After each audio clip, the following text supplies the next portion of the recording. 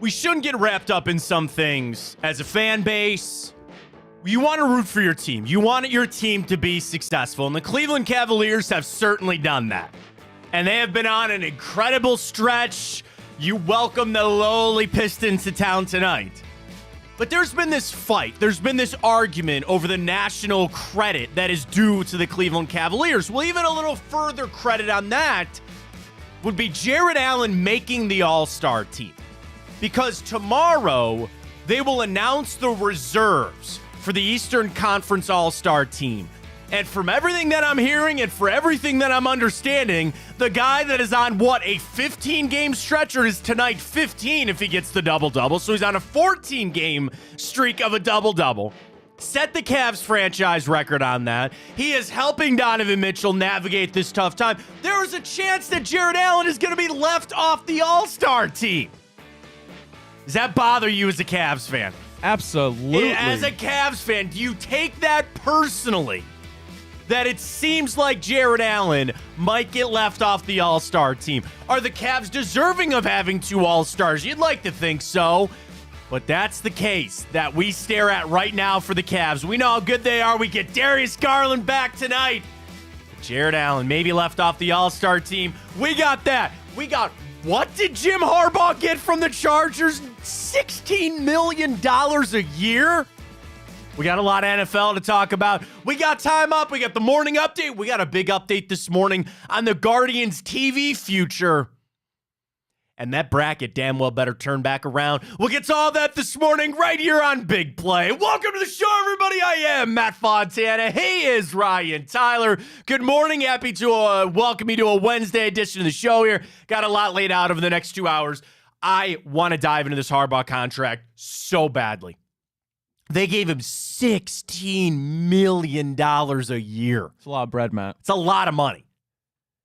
There's a tie back to Kevin Stefanski that we will get to coming up in just a little always? bit. That's what I do. I take these stories. That's why and we're I here. say, what is the Cleveland angle on this? Because yes, Kevin Stefanski needs a contract. I love Kevin. I don't think he's getting $16 million a year. But we'll get to the Harbaugh contract a little bit later.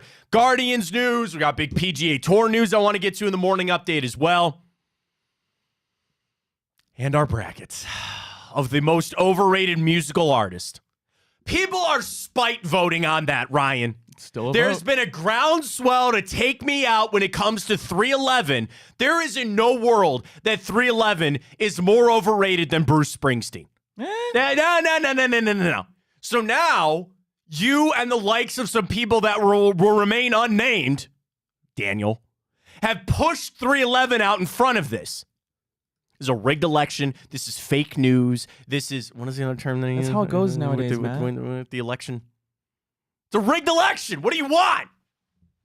It better get fixed. It's at Matt Fontana Show. You better go vote Bruce Springsteen. We got 2 more to go tonight with another 8 of our most overrated artists. We'll get to all that coming up. But the Cavs!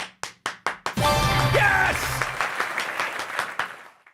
Do you want to get right to the typical boost? Is it up? You got it? Yes! Right! We are hot! Hot!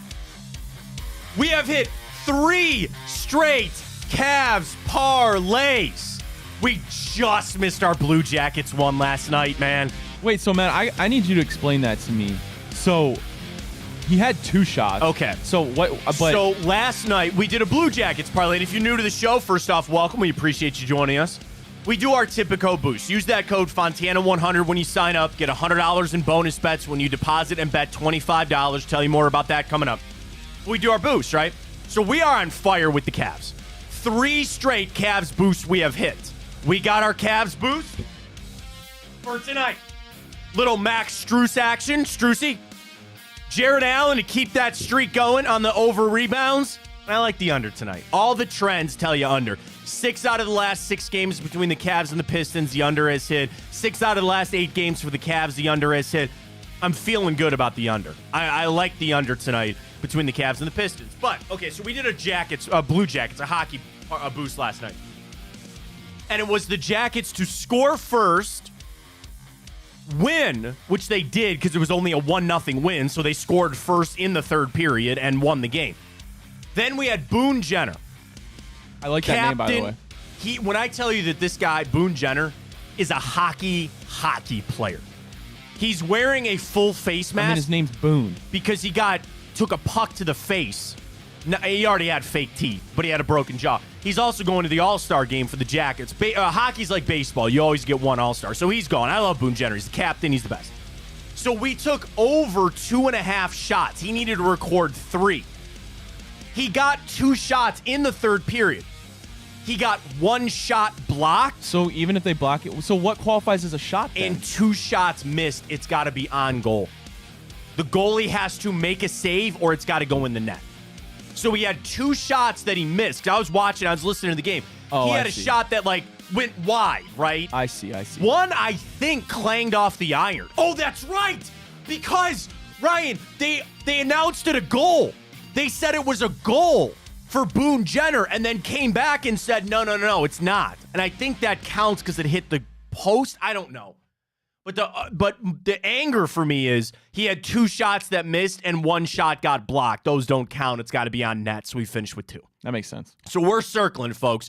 Here's our boost right now for the Cavs. That is boosted up to what, Ryan? A healthy plus 475. Matt, tonight is the night that we find out if my curse is real or not. Ryan is finally betting. Ryan has had this curse thing that we've been on this streak with the Cavs hitting these boosts. He's not betted. And he swears we are winning because he has not bet. And I have told him that's not true. We did it on 2 for Tuesday yesterday. Do you believe in sports betting curses?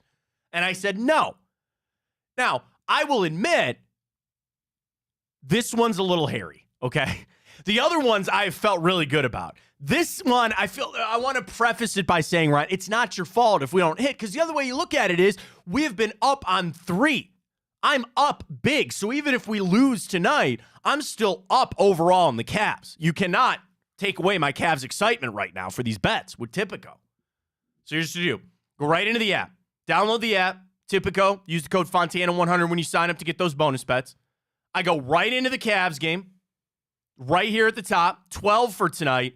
And our boost is there, folks. You can get signed up with our friends at Tipico, make the bets with us, and you get cash. You get the cash tonight. Cavs are in action. I mean, the Pistons, dude, we're 12-point favorites tonight. Okay, you're at home. I didn't want to put this in the parlay. I kind of like the Pistons to cover, but I like the Cavs to win tonight. And the biggest thing is Darius Garland's return.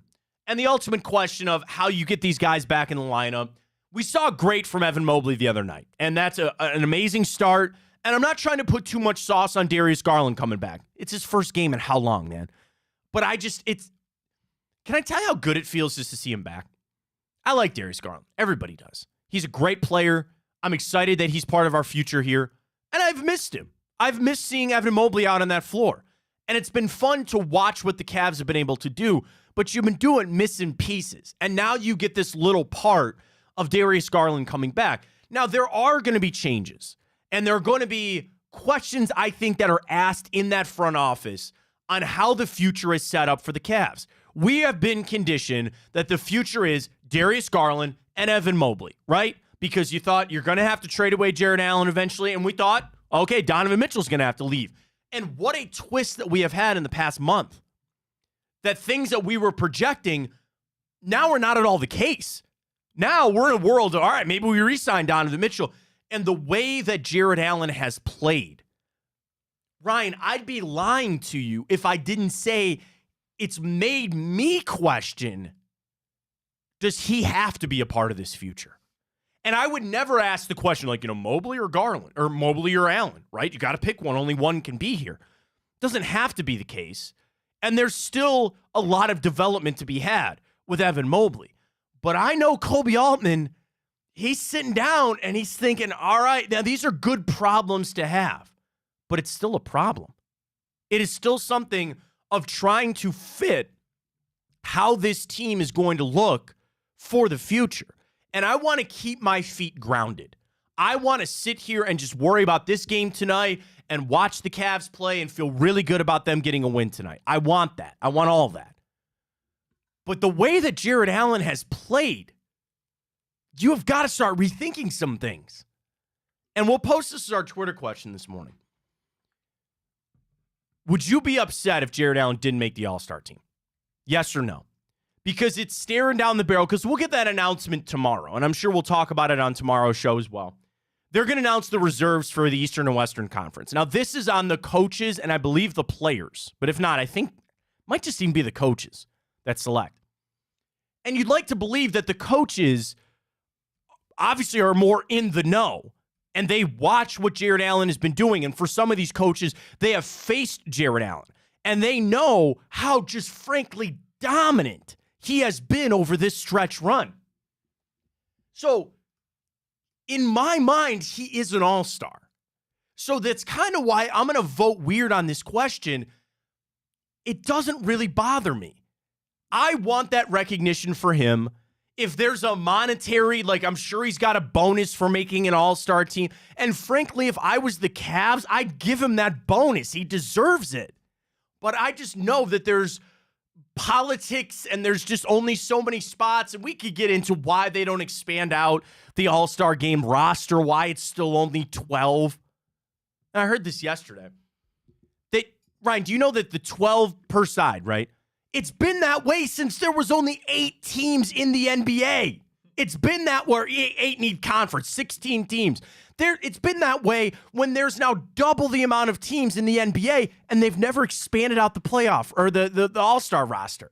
And I get it because you want to keep the sanctity of the game, and you want to say, okay, you can't let everybody in. And I know there's monetary things involved. That's bullcrap.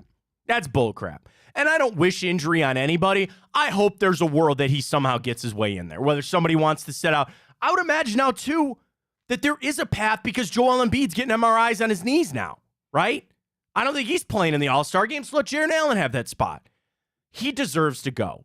The question is, as a fan, does that bother you? Does that bother you when you're you can say the same thing with the Browns or the Guardians. When you have a guy that is a bona fide All-Star and they still don't make it, do you take that personally as a fan? It's different because you only vote as a fan for the starters. And even that, it's like, there's like 3 things that they all equate. The NBA All-Star voting is it's a weird thing. There's all like different groups that count and point total and all that crap. So I think there's a good chance that Jared Allen would make it as an injury replacement and go to the All-Star game, which I appreciate for him and I want for him. But the dominance that he has had over this stretch has really got me kind of wondering about what does Kobe Altman view this? And it kind of comes back to, what do you see out of Evan Mobley? Sometimes in sports, you want all the time in the world to make a decision. And you want to see multiple seasons and multiple this. You don't get that all the time.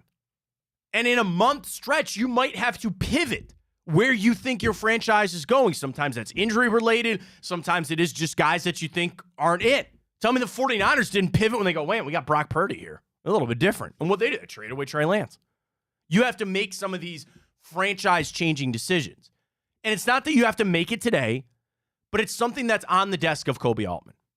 To watch how this team is played, again, I don't want it to be that way with Garland and Mobley out, but now they're coming back. And now you're going to get this view of what this next level of a team is, and it's the ultimate goal of going to win a championship. And that's Kobe Altman's job, is to put it together in the best way possible. I think it's becoming a lot harder. You'd say that's a good thing. Good. That's a good problem. It's still a problem. And it's not again, bad pun, I'm sorry. It's not a slam dunk answer on what you're going to do. Because just how the money is set up, Ryan, you can't have Evan Mobley on a max here with Jared Allen or with Donovan Mitchell and with Darius Garland, all this other kind of stuff. Like, it's not taking away from my joy. It really isn't. I'm watching this team play. It's a lot of fun. It's amazing and it's great. But there are still all these things that kind of circle around the team right now. Yeah, I mean, doesn't Jared Allen kind of seem like a guy that'd be willing to take a pay cut almost to get a ring? Yeah, I mean, I there is an element of this team has been built to they're together in this, right? So they feel like they want to try to find a way to make that work. The other guy might be. You go to Donovan Mitchell and say, "Hey, man, would you maybe not sign?" I don't know. Those are all conversations. I don't want to shortchange people if they're due money. I don't want to do any of that. But that's a job that's on Kobe Altman to kind of figure this out. And the Cavs are in a good spot right now. I want them to keep this rolling. Dude, I'm telling you, I really think the 76ers are suspect, especially now with Embiid. You can beat the Bucks. Got to remedy the Celtics, and you got some opportunities to do that coming up. But for right now, and even entering the All-Star break, dude, there's just such an advantage for the Cavs. The other thing, the strength of schedule. By some metrics, Ryan, The Cavs have the 5th easier or top 5 easiest schedule the rest of the way out in the NBA. That's pretty good. To get up to that 3 seed. I'm feeling it, man. I'm liking the Cavs getting up to that 3 seed. I'm liking it a lot. Got to have the Knicks calm down a little bit. The Knicks are hot. Honestly, I could totally see a world that that Philadelphia 76ers drop out of the top 4. If Embiid's knee is as bad as it sounds like, he's getting an MRI. Like, dude, things could be laying out here. Embiid's going to go. All right, here's the story this morning. Embiid's going to go an MRI on his left knee after injuring it in the 4th quarter of Tuesday night's game against the Warriors. So he played last night. The injury occurred with 4 minutes left in the game. He was being double-teamed by Kuminga and Draymond Green. He poked the ball away. Embiid fell to the ground to retrieve it, and Kuminga subsequently fell on top of him. Yeah, he sat right on his knee. He grabbed the knee in visible pain, got up and limped to the locker room and did not return. He's missed 6 of the 76ers he's missed the Sixers' previous 2 games because of knee soreness in the same knee. And he was questionable for that game. He wanted to suit up because it was the Warriors. He played, and he got hurt again. That's ironic. He wanted to play because it was a good team. That's not his Nick history. Nurse said medical cleared him. Joel's a big part in that. He said he was feeling good, so they put him out there and they play him. Things are lining up for the Cavs, man. Things are lining up for the wine and gold, and I love to see it. I love to see Darius Garland return tonight because the big change that I'm going to view for the Cavs is who's your ball handler.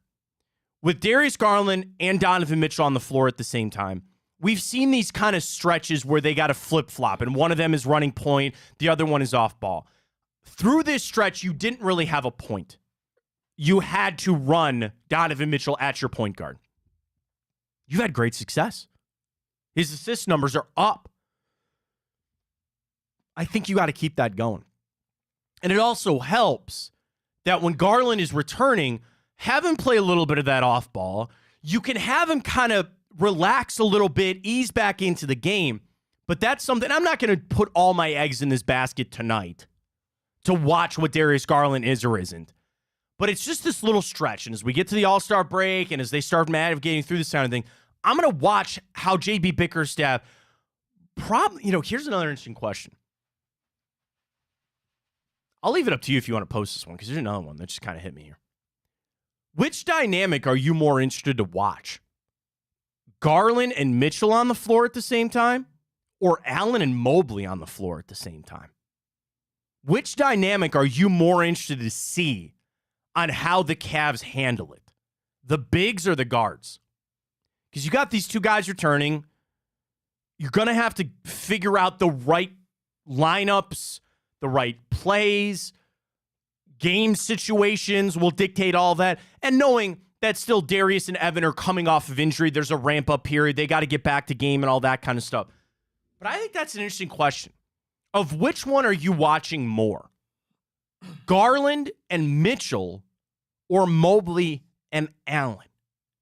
And then the ultimate question is, which one is more important for the Cavs to figure out the right way to get it done? And my answers differ. Follow me on this, okay?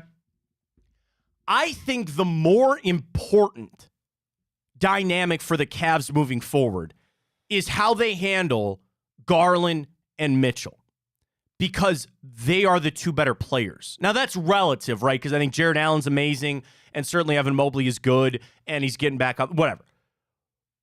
But I think the Cavs are at their best when Darius and Donovan are your 2 best players. And they're the ones that can fill it up and all that. I think there's a world you can live in that either just Allen or Mobley are on the floor. So the importance for the Cavs, in my opinion, is on the guards. Now, the one that I'm more intrigued to see get figured out is the bigs, because I feel like it is just Allen or Mobley on the floor. I know that there's going to be times that you have both of them out there. But Ryan, I think it has been shown that the Cavs' best lineup is when it's just one of those 2. And that gets really hard for JB Bickerstaff. There's 6.5 minutes to go in a game, like the Clippers game the other night, right? There's 6 minutes to go of crucial crunch time basketball. It's only a 5-point game, and you're fighting and you're scrapping and clawing. Who's your center going to be? Who are you throwing out there? What do you need in this exact thing? And there's even a fallout of that, of how that's handled as a mental standpoint of like, dude, I'm a starter. I'm not out there in crunch minutes. Like, what's going on here? That's another part of this whole thing. I'm interested to see how people feel. What is the more important dynamic for the Cavs to figure out? Garland and Mitchell on the floor together?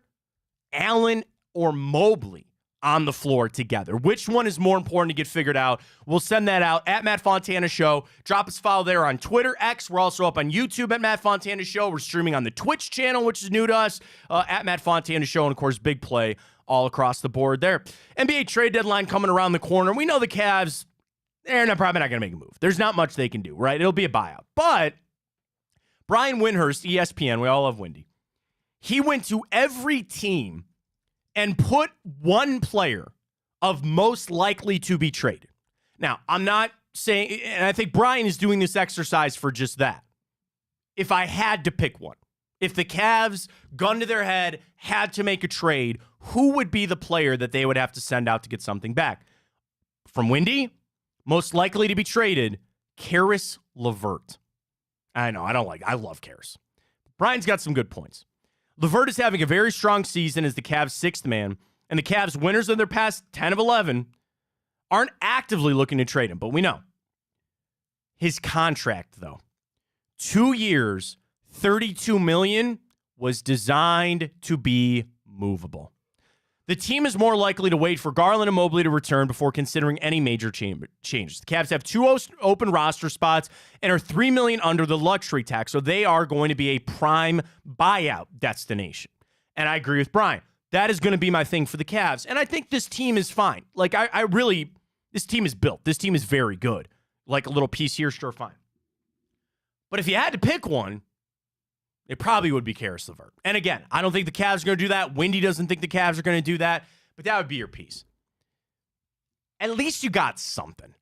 At least if there was something that just walked up and threw up on your shoes and said, here you are, here's a trade, you got to get involved, this is the piece that you need, Caris would probably be it. But I don't want him gone. I don't think the Cavs want him gone either, Ryan. I don't want to live in that world of Caris LeVert's on this not on this team. I think he really has an important role on this team. I do. Yeah, I mean, you look at all the whatever you want to call them, rotational players, bench guys. He's the most important. I mean, there are nights that it's Strus. There are nights that it's, George Niang and all that kind of stuff. But overall, I think Caris LeVert is very important to this team. Yeah, I mean, Strus can get cooking, certainly. We've seen Niang have his just vintage games where he somehow turns into prime Dirk Nowitzki. But realistically, Caris LeVert's your best chance of getting you that 25, 30 points off the bench when you desperately need it.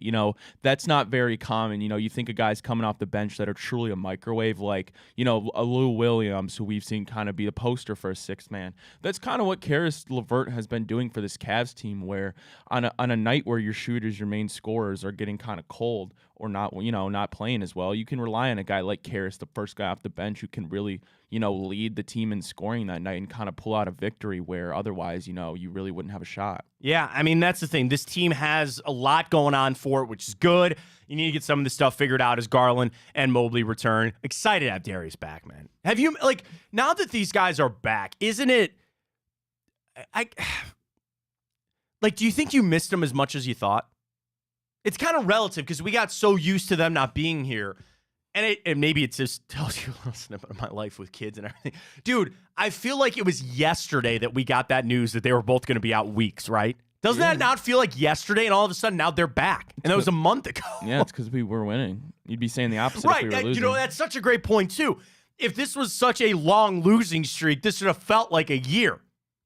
I blink and they're back already. Was that a Friday? Was that not a Friday that we got the news back-to-back that Garland and Mobley were going to be out weeks? I think it was. And now they're back. And I will say, it sounds like Mobley came back on the front end of what that expectation was. Coaches and teams medical always do 4 to 6 weeks, or he'll be reevaluated in that time. Dude, Evan Mobley came back flying from knee surgery. Yeah, 6 to 8 weeks. That's crazy. And then he came back right on the 6 weeks. And who would have ever thought he would have come back before Darius Garland? Yeah. I know, by a game in 2 days, but still, right? That is incredible to see. I feel like it was just yesterday we got that news. And we were all worried. I think, Ryan, your point is right on, man. You're right, 100%.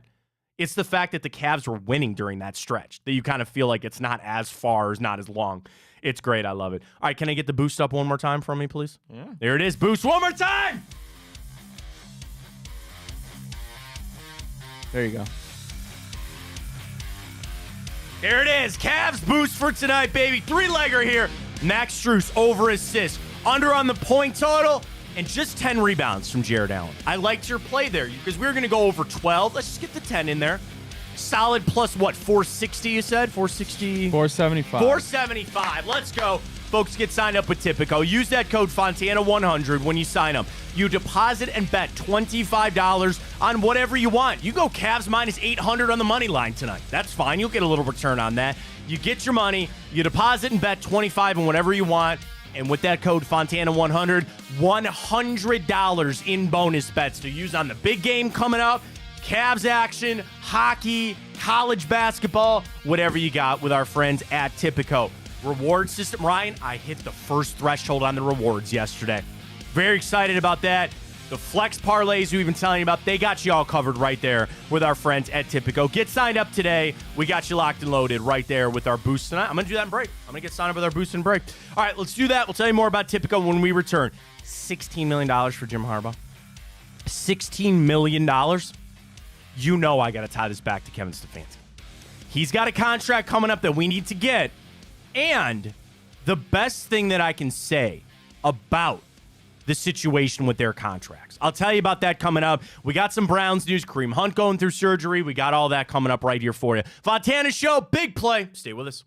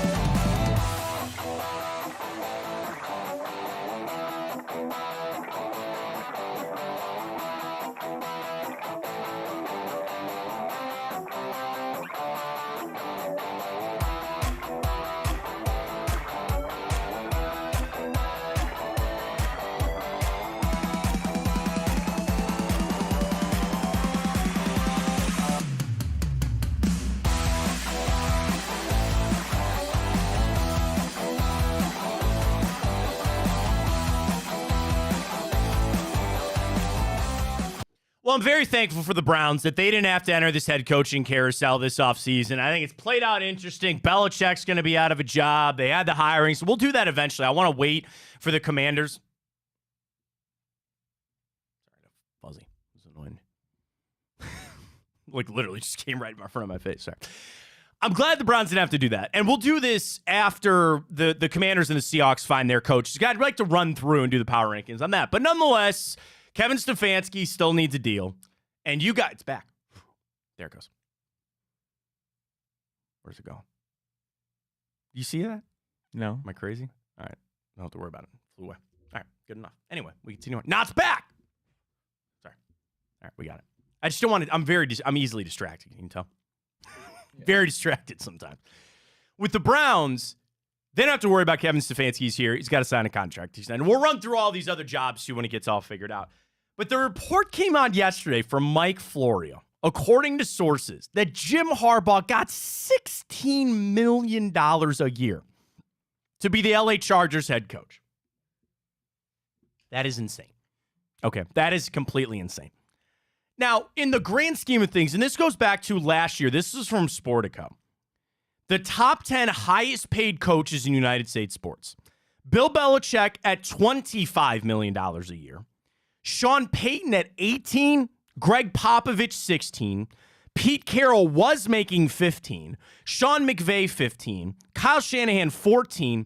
Why was Monty Williams getting $13 million from the Pistons? I saw that because he was hot, like the Suns. I don't know. I guess, and now he's not even their coach anymore. Mike Tomlin, 12.5, Harbaugh, 12, and then Saban, who's not coaching anymore, he's around 12. So just by this, Jim Harbaugh is now the third highest paid coach in the NFL, only trailing Belichick, who now he's second, right? Because Sean Payton's up there at 18. That is such a bad idea. Okay. That money will put even more pressure on Harbaugh and the Chargers. Take a look at Sean Payton, right? He's with Denver. Sean Payton has more things on his NFL resume than Jim Harbaugh does. And it's still a giant talking point in Denver about how much money he makes and the draft picks that they had to give up. Now, the Chargers didn't have to give him any draft picks. They just had to pay Jim Harbaugh. But giving him that much money, and I understand that he was the number one guy, and if he didn't take that job, he would have gone back to Michigan or he would have taken these other things. You needed to make that move. But to go all in on a coach like that, I got to tell you, Ryan, I think it's the wrong thing to do. Now, is Jim Harbaugh probably going to do a better job than, I don't even want to besmirch some other, coach that just got hired, right? Coach X that got hired in this coaching cycle, right? Yes, I'm assuming Jim Harbaugh is going to do a better job. He's taking over a better team, the best available team, in my opinion. And there's pressure just because you need to go to the playoffs, you need to go win a Super Bowl. But to give him all of that money for a coach, I just think is insane. And the Browns, to tie it back to them, have done the right thing. You, in a way, drafted your coach. It's the same thing in the NFL about finding a quarterback, right? Because we know the coach and the quarterback are the two most important things in football. You find a quarterback one of two ways. You draft him or you sign him in free agency. The cheaper route is to draft a coach. That's what the Cleveland Browns did. They found Kevin Stefanski. And I'm not saying that he shouldn't get a pay raise, and he will, and I don't want to guess. I'm not in his pockets on what he makes now or what he's going to make on this next deal. But I'm assuming it's not going to be $16 million a year. According to this website, Kevin Stefanski is the lowest paid coach in the NFL. That can't be true. Really? At 3.5. Yeah, maybe that makes sense. I don't know. But then it says Mike McCarthy only makes 4, and he's second last. I don't know. That doesn't get revealed. That's never out there quite as much. But it's, again, the model of finding. You would rather draft a guy, develop them, and then pay them. That's, in a way, what the Browns did with Kevin Stefanski. Now, the Chargers went the free agent route, and that is obviously the much more expensive route. Here's a guy that has done this before, and you got to pay him big bucks. Big bucks. I know that doesn't go towards the salary cap, and you can spend that money as much as you want, as long as you have an owner that's got deep pockets and all that kind of stuff. But I guess I'm looking at it from this standpoint, right? is that not setting up for failure? Is that not setting up? Because you had to go all in on Jim Harbaugh. And I do think he's a good coach. I do. It is so set up for failure there, right? You have got to hit the ground running. You have to make the playoffs this year. I think people in LA probably aren't even accepting just a wild card spot. They want to get to the divisional round of the AFC Championship game. That is all in Harbaugh. And what the Chargers did by giving him this money is said, yeah, we agree with you. This is all right now. That's a lot of damn pressure, man. That is so much pressure on Jim Harbaugh to get it done. And again, I think that was inherent of taking that job. But $16 million. I mean, for a guy that it's relatively important. I understand that. Like Kyle Shanahan, for my money, one of the best coaches in football. Not the highest paid. I think Sean McVay, again, of this list. Belichick off now. I don't think Sean Payton's very good. Pete Carroll's out. Sean McVay's good. Kyle Shanahan is good. Mike Tomlin's good. John Harbaugh is good. Like Andy Reid's not on this list. Give me another top-level coach that you really like. Like I don't want to say Kevin O'Connell, Kevin Stefanski. Yeah, literally. I mean, he'll be there. But I just think it's not, dude, that is insane to say that you're going to tie up $80 million because it's become like if you don't have one, you're always going to be searching for one, right? And you see some of these other teams that hire some of these coaches. And again, I don't want to talk crap on some of these hires. I don't know how it's going to work out with Brian Callahan. I don't know what Raheem Morris has, but we'll see. But you just keep throwing darts instead of saying, all right, we're going to go big and bad on this. I think there's only one way to go, and it's down. Like, anything the Chargers do outside of making the AFC Championship game, people are going to be upset by that. Or the other side of it is that they're going to be so in on a Harbaugh. They're going to be so drunk on Jim Harbaugh that they are going to have no choice but to, well, you know, it's okay. We're all right. We're okay. You know, we just went 9-7 this year. That's okay. Or 9-8 this year. That's okay. He's going to get this figured out. That's all right. Oh, trust in Harbaugh. Trust in Harbaugh. Oh, wait, he wants to cut this player. Okay, that's all right. We believe in Jim Harbaugh all the way.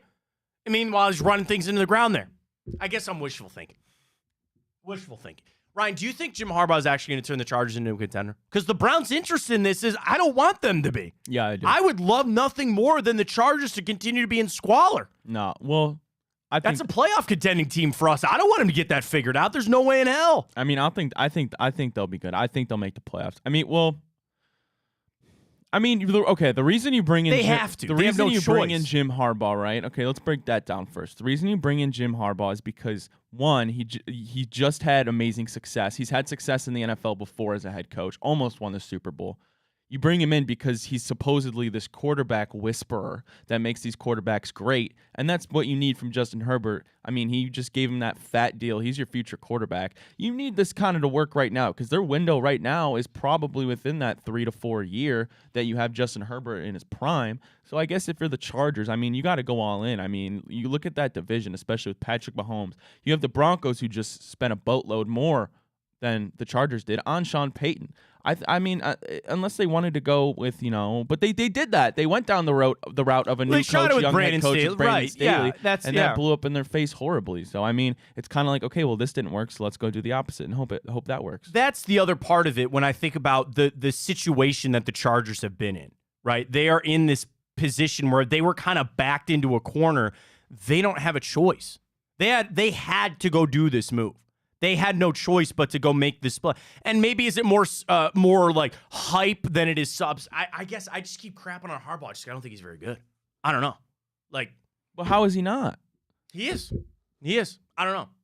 I just look at it to say that they are so high up on a pedestal right now that there's only one way to go, and that's a fall from grace. Like, everything that they've put in on Harbaugh, okay, man, that's all right. You're going to hitch your wagon to him? Sure. I kind of picture it like Sean Payton. And I know it's early in that, and they sided with him over Russell Wilson. We'll get to this. ESPN went around. They projected all the quarterback moves for the offseason. I want to run through. I think it's pretty interesting.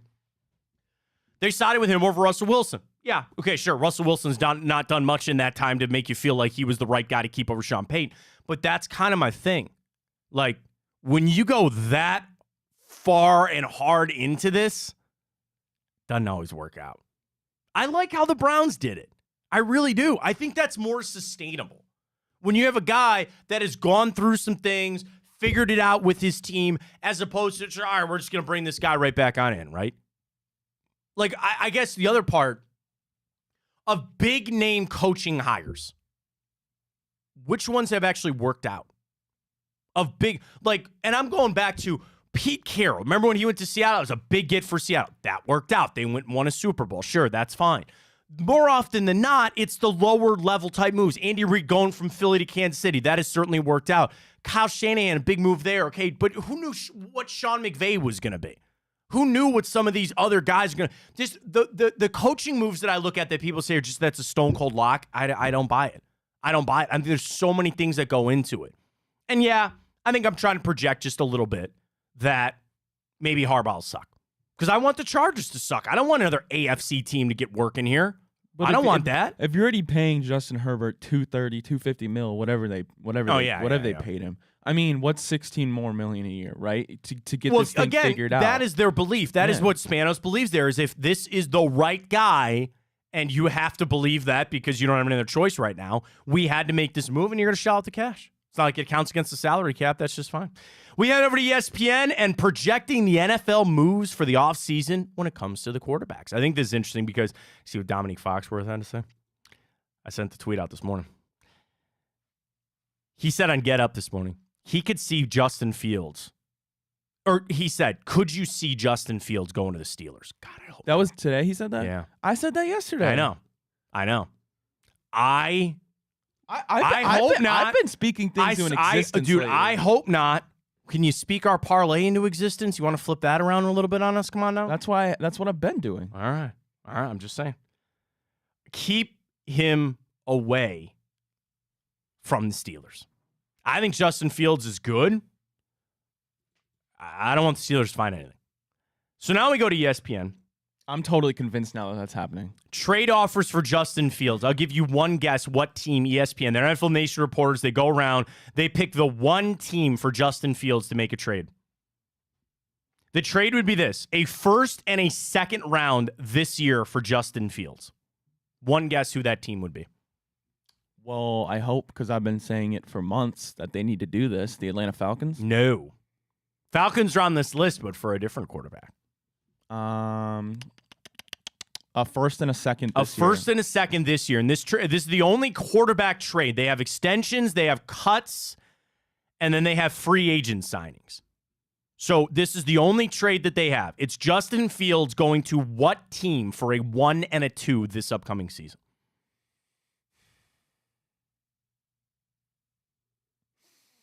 I'm deeply thinking. I can tell you're deeply thinking here. The Tennessee Titans. Las Vegas Raiders. The Las Vegas Raiders for Justin Fields. I could see that. Extensions. Kirk Cousins stays with the Vikings. Baker Mayfield stays with the Tampa Bay Buccaneers. Roster cuts. Russell Wilson. We know that's going to happen. He'll be released. Now, free agent signing. Russell Wilson goes to the Steelers. The Atlanta Falcons.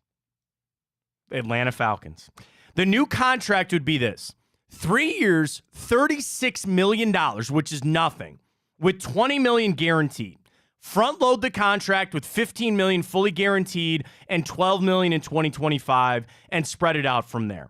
He goes down to fit the Falcons. Raheem Morris is there. They have all those playmakers. Gardner Minshew to the Denver Broncos. Jacoby Brissett goes back to the New England Patriots. That's how they see it. That's how NFL Nation picked it. You said Gardner Minshew where? To Denver. Ew. Yeah. I don't know. I don't think that works. Brissett back up to New England. Draft picks. Bears take Caleb Williams. Commanders take Drake May. Patriots take Jaden Daniels at 3. The Giants grab Michael Penix in the second round. Vikings take J.J. McCarthy. Falcons take Bo Nix in the second round to sit behind Russell Wilson. They also have the Steelers taking Jordan Travis. Oh, God, I wouldn't like that either. I don't want the Steelers to find anybody. They don't have the Steelers making a move in this. They don't. They haven't running back with Kenny Pickett, or if they have Mason Rudolph in free agency. I don't know about all that. That'd be a tough go of it there. As ESPN, they ran through all the offseason quarterback moves there. I think, for the Browns, your interest, again, is trying to keep these teams away from finding good quarterbacks. The lesser that the other teams can have, I'm all for that, and I don't mind saying that. Seriously. Like, how great would that be if the Steelers couldn't find a quarterback? Like, Russell Wilson, sure, try to keep him out of the AFC. That'd be a nice thing. I don't know. We'll see kind of how that plays out. Final thing on the Browns, Kareem Hunt having core muscle surgery. Listen, Kareem, it's kind of interesting to see, dude. He had 9 touchdowns this year for the Browns. 9. He played a role. I appreciate what he did for this team. Moving on, you're going to have Jerome Ford in that backup, but I kind of give Kareem a little more credit for having to play through a lot of these injuries around that had to result in surgery. So I give Kareem credit for that. But do you feel confident that Jerome Ford can be your number 2 behind Nick Chubb, or even to start the season, your number 1? I think it's an underrated position for the Browns this offseason. They're going to need another running back in here. They're going to, because you believe that Nick Chubb's not going to be able to start the season. Whether or not that's Kareem Hunt on a quick deal re-sign, I don't think so, but you're going to need another running back in here eventually. I mean, I'm pretty comfortable with Jerome Ford as my RB2, hoping that we make the Nick Chubb thing work. I mean, I think they're going to draft somebody late, of course, because either way, I mean, Nick Chubb's, 28? Yeah. 28, right? And then you haven't seen enough out of Ford to really trust him to be that kind of passing of the torch from Nick Chubb.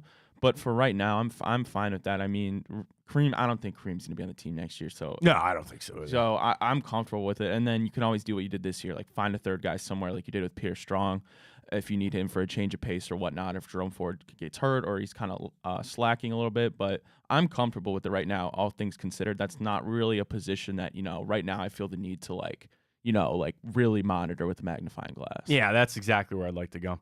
All right, let's run over to CBS Sports as well. Free agents in the NFL, and this is from Cody Benjamin. He predicted their landing spot. So we start here with some of the teams I'm going to run through. He has Baker going back to the Buccaneers. Got a bunch of running backs. Don't need to worry about that. Okay. Mike Evans. Cody writes, no doubts the Bucs would like to keep the future Hall of Famer, especially if Baker Mayfield returns. But Texas is home for the former number 1 and old friend. Tom Brady might put in a good word for C.J. Stroud. He has Mike Evans going to the Houston Texans. Oh, good Lord. Don't like that? Not for us. Not for us, you're right. There's another wide receiver on this list, Ryan, from Cody Benjamin. And he has him coming to the Cleveland Browns. Is it Marquise Brown? No. You want to keep guessing? Yeah. Well, give me a price range. Are we? I'm gonna say this guy's worth about $12 million a year. Okay. He's gonna probably ask for more. Let me look at this. I'm gonna look it up from. I'm gonna set his name there. It's not Calvin Ridley. Nope. So from Spotrac, Curtis Samuel. His market value, 4 years, $54 million. Average of 13.6 a year for this wide receiver that Cody Benjamin projects coming to the Cleveland Browns. Not Curtis Samuel? Nope. All right, our free agents around 10. You said around 13. 13 a year. 13. He is comparable in value to Alan Lazard, Christian Kirk, Mike Williams, Michael Gallup. Oh, those are not. I mean, not great. I don't know. This guy was in the playoffs. He played for a playoff team this year in the AFC. So the Steelers, Nope. The Bills. Yeah. Oh, see, everybody's talking about this, and I'm not with it. Gabe Davis. Gabe Davis is correct. Would you take Gabe Davis No. on the Cleveland Browns? No? No. That's what Cody Benjamin likes from CBS? Or 13 mil? Nah. Buffalo might need him more dependable depending what happens with Stephon Diggs' bloated contract, but he's likely to draw outside interest as a top flight, if inconsistent, speedster. And you know the instant connection, Ken Dorsey. Would you take Gabe Davis here on the Browns for $13 million a year? Nope. No? Nope. Last year, I'd 45 rather get grabs. Marquise Brown cheaper, honestly. I'd rather have Gabe Davis. I'd take Gabe Davis over him. Why? Because he had one where he scored. He had 4 one, touchdowns. like 2 games People all year that he just torched everything. Yeah. People are blowing that up. Okay, well, Like, okay, I'm not gonna sit here and say I wouldn't take Gabe Davis because I think he's a decent receiver, but like I don't think he's gonna move the needle for us. I'd rather have Marquise Brown and another wide receiver. I mean, again, it's more like here's the thing, right? I don't think they're going to be able to get multiple. I think you're going to have to go get one. So they're going to have to put all their eggs into one basket on who that one receiver is going to be. And they're going to have to target that guy. I'd like it to be Mike Evans. I'd like it to be T. Higgins. It's probably not. And I said that yesterday, and we sent the Odell clip out, and people call me crazy and all that kind of stuff. Gabe Davis kind of fits that. Again, a little higher in the range that I'm trying to spend at $13 million. But a guy that has shown some stuff, I would take Gabe Davis as my number 2 here. I would. Relative of keeping Amari Cooper here, that works for me. I would make that work. I could talk myself into that. Yeah, I'm okay. Like, I'm starting to look at this. It doesn't excite me. Ryan, I hate to tell you, I don't think anything's going to excite you for the Browns offseason this year. I want Marquise Brown. Then that's, I think, attainable. And the Browns got to restructure. They're way over the salary cap. They'll get that all figured out fine. But, dude, you might have to just settle for a guy like that. And I would take that. I would happily take that. A guy that has shown you a little bit. You could sign him again, that 4-year deal, average it out, put some money on the back end, try to stretch it out with Amari Cooper's deal. The thing is, you're still also trying to beat the clock of what are you going to do next year when Amari Cooper is gone? Are you going to extend? The biggest question for Andrew Berry right now is circling some of these guys that he feels like is going to get extensions. Are you going to get these extension done first and then you know exactly what the money you're playing with? That's the number one priority there for Andrew Berry. Then we'll kind of know how you play it out from there. I feel pretty confident saying this. They're going to sign a wide receiver in free agency. That is going to happen. Is it going to be somebody that is what you want? I don't think so. I don't. Your $20 million for T. Higgins probably ain't going to happen, man. Your $24 million or whatever Mike Evans going to want probably ain't going to happen unless you want to move on for Amari Cooper. Would you rather Mike Evans or Amari Cooper? It's an easy answer. Don't think about it. For the next year in the future. You signed Mike Evans to like a 3-year deal. 3-year deal, but you'd have to give up Amari Cooper tomorrow. I'd rather have Amari Cooper. I'd rather have Mike Evans. I love Amari Cooper, man. It's Mike Evans. Is that a hot take? Do you not like that? I don't think it's a hot take. I don't think it's a hot take by any means. I mean, he's Mr. Consistent, but like, I don't know. I think Amari Cooper's better. Yeah, fair enough. All right, we'll get into the morning update when we return, folks. We got a lot of things in the morning update. That's a good question, Matt. Would you rather have Amari Cooper or Mike Evans? That's a good question. It's obviously said We've Amari, posted a lot of polls this morning. I'll leave it up to you, but it's all right. We'll save it. Yeah, save it. I think it's Mike Evans. And I love Amari Cooper, and I'm happy that he's here. Talk me into it. 10 straight 1,000-yard receiving years, the big, huge body. And I know Amari has made some great catches, too. They're in the same realm. They are in the same realm. And correct me if I'm wrong, Mike Evans might even be a little older than Amari Cooper. I don't know. Like, I'm jaded. Mike Evans is my unicorn, man. I'm just telling you, he's my unicorn. So I will come in any conversation with him fully admitting my passes in his hands. He has some drop problems, sure. I get that. And I'd love a world they were both. That ain't happening. The last thing we need, Matt. It just is what it is. You're going to have to deal with that. When you get a top flight guy like Mike Evans, if you're able to get, I don't think they can. But again, I'd listen. I'd love it. It's a lot on Andrew Berry to try to get that done. I know it's not an easy job to do, but we'll see. All right, we got the morning update coming up. We have some massive news this morning. If you're a golf fan, we've got some news on the Guardians and their TV situation. We'll remind everybody of our typical boost tonight for the Cavs. We'll get back into the wine and golden hour too as well. Gearing up for the game tonight. We got time up. I've not updated the brackets yet. How are they doing over there for the most overrated artist of all time, musical artist? Beatles ran away in Group 1, right, good. And 311 is definitely going to win. No, it's close. Is it not within 5 percentage points there? Yeah, but that's still, it's not like it's 228 votes. You still need We could get some more votes in there. Yeah, just to add to 311. No, vote Bruce Springsteen on that. I'm going to be really upset if they advance. I might have to call executive rank and say Bruce Springsteen will advance. Really? Because I'm the one who makes the brackets. Oh, really? Well, everybody else is falsifying their votes on that. Doesn't matter. They're falsifying. It's a rigged election. This is fake news. You can't prove it. Yes, I can. I have tweets. I have people that are just stuffing the ballot box there for 311. That's not right. You have 60 minutes. That's not right. Get the votes in. At Matt Fontana Show. Drop us a follow there when you can. Folks, big play tonight. We got a little bonus time with Bruce Drennan. Dude, how great. Booby last night. We had Josh and Maria Cruz. They were on the hunt for the best donut in town. Yeah. I saw that. Yeah. Quick vote. Vegan Donut Company in Lakewood. We spend a lot of money there. We spend too much money with them. What the hell's a vegan donut? Dude, they're donuts, but they're just vegan. So my wife's on a dairy allergy because of a kid. So it's no milk. So it's hard to find. Bro, if I put these donuts in front of you, you would have no idea that they're vegan. So there's no milk or eggs in them. Interesting. Like dairy, like cow's milk or whatever. And they have they're awesome donuts. And then Donut Pantry right there on Madison. I stop there every Friday with my son. It's on the way to school. So he loves stopping there. We get a little donut hole or, I get my coffee. They got great coffee there. Loudmouth Donuts. Dude, I actually might be in a donut trifecta on the west side because I got Donut Pantry right there on Madison. Then you go up Warren. Vegan Donuts is right there in Detroit. You go a little further west on Detroit and you run into Loudmouth Donuts. Is it called Vegan Donuts? Yeah, Vegan Donut Company. Google it. I don't no, today's Wednesday. They're open. They're closed like Monday, Tuesday.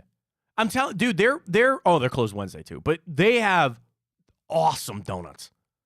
They are great. And the thing is, again, you hear vegan, you'd be like, oh, I don't like, you would not be able to tell. I swear to God, if I brought in 2 donuts, one was vegan and one not, you wouldn't be able to tell. Not true. Now you're just setting up for a little taste test here. Yeah, give me 2 donuts and I'll tell you I'll exactly bring which you in a one's couple vegan. donuts. All right. I'll tell you which ones are. Do you have a preference? What's your favorite donut? I go classic spring. Now, here's the other thing at vegan. I just like glazed, honestly. See, they don't do just I glazed. was They're well, like I don't need a glaze. Like, well, I they're can like do whatever. intricate donuts. Like they do like seasonal ones. They have a I'm not- Boston cream pie, which is awesome. They have the oatmeal cream pies, which are great. You stop that over there. They have so many good donuts. They had a lemon pie, like a lemon meringue one a little while ago. They had some good donuts. And the same thing, Loudmouth Donuts. They have like some of the crazy ones. I had a pretzel, like a chocolate pretzel donut there. Sounds Delicious. good, Matt. It sounds great. So that was on Josh Maria last night. Booby's World last night. Welcome, Enter the Jungle with James Rapide talking all the Bengals. We got it on tonight, bonus time with Bruce Drennan. It's all part of the Big Play Network, which we are a proud member of. Let's get to the morning update. A lot of updates. We got golf. We got Guardians TV. We got Cavs. Comes your way next. Fontana Show right here on Big Play.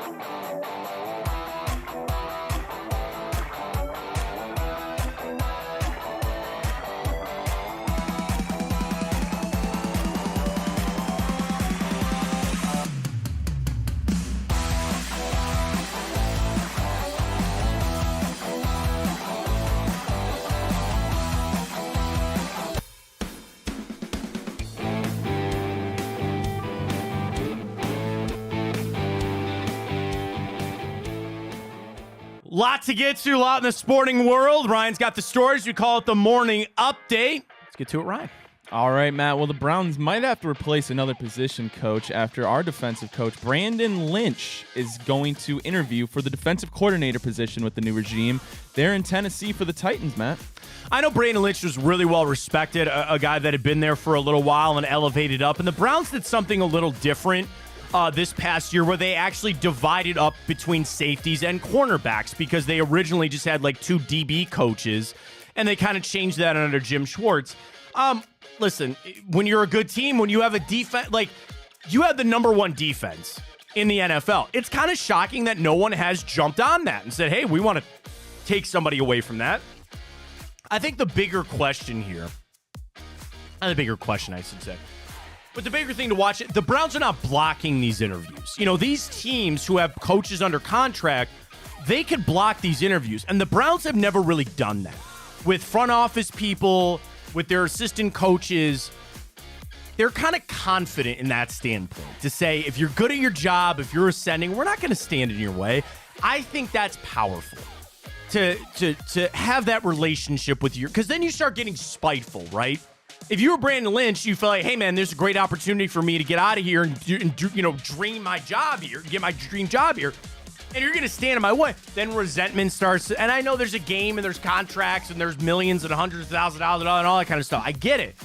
I think it's pretty powerful the Browns don't stand in the way of some of their coaches. I think that's really great. I think that sends a message to the rest of the organization that we want you here, we want you doing your job, but we're also not going to hold you back if you'd like to move on.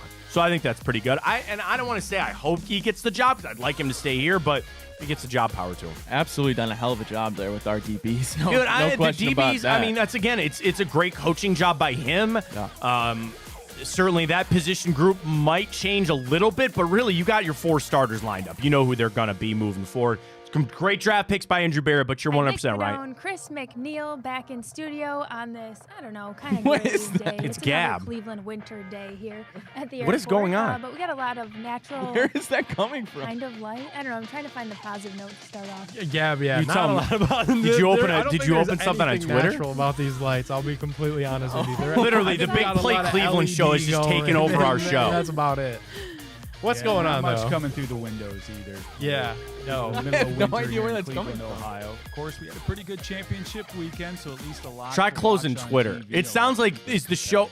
Yeah, and a That- lot of that fun wasn't Cleveland it. sports news. The Browns have a new OC, which is Where is fun. that coming Carlos from? Carrasco. We is literally back, have so we're been gonna get some invaded. fun It's not Cleveland Bluetooth or headlines anything. in our fill in the blank segment. But guys, we did have a lot of. I'm fun looking over here. It's despite not me. how I'm not connected to crappy this anything. Weather has been. Literally, the Big Brave Play the Cleveland snow, show is the just taking our rain. show. We're getting Doxed. doxxed. We made We're it out getting to the hacked. Cleveland Sports Awards. Gab, you did an awesome job hosting, emceeing all. What things is going on? new, but it was a really cool Oh, I night. At the found Great it. Did you find it? Did you open the podcast on Apple Music? But I don't know how that's possible. Anyway, we're back. Big Clay. Little promo Hey, for the Big check Play out the Big Cleveland Play show there. Cleveland show on Mondays and on Bally's, of course, with all our friends, Gab, Nick, and of course McNeil. Well, good transition, All right, Mac. perfect time. Speaking of Bally's, well, the Guardians are going to stay with them, and that's I don't know how long that's going to be, Matt, but it is going to be next year. They're going to remain on Bally's. I think it's interesting. So I saw that this morning from Evan Drelich, who writes for The Athletic.